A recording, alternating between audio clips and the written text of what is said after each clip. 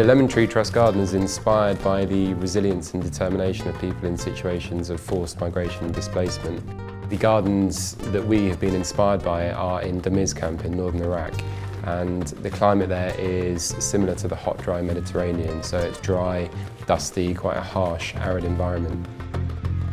Despite that harsh environment, people show incredible ingenuity to create gardens in very limited personal space.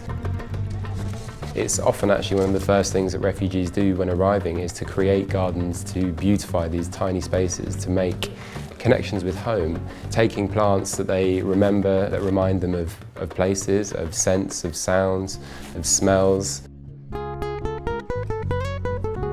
The inspiration I use to create the design is the incredible archive of footage that Lemon Tree Trust have. Hundreds of hours of video footage taken in Domiz camp, lots of photographs and lots of accounts from refugees talking about how gardens are so important to them. Everyone can relate to that, gardening in a limited space. Lots of us have tiny gardens here in the UK.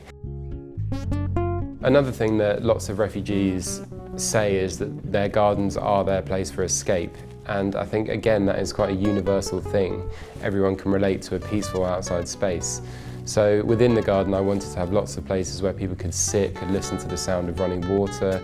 Plants that have a very strong sensory nature that will really kind of transport people and take them to other places, take them out of this really harsh environment. The skill set to create this kind of garden would exist within the camps. There's 25,000 residents. People have come from all walks of life, so you might have architects, engineers, botanists, farmers, teachers. So we kind of imagine if funding was available, this kind of thing could actually be conceived within Domiz camp. Gardens and gardening really transcend cultures. Everywhere in the world people grow crops, people create gardens, and that's been happening since the dawn of civilization.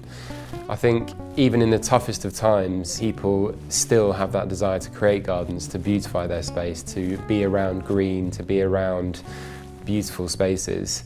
And I think that that is something, no matter where in the world you're from, that we can all really relate to.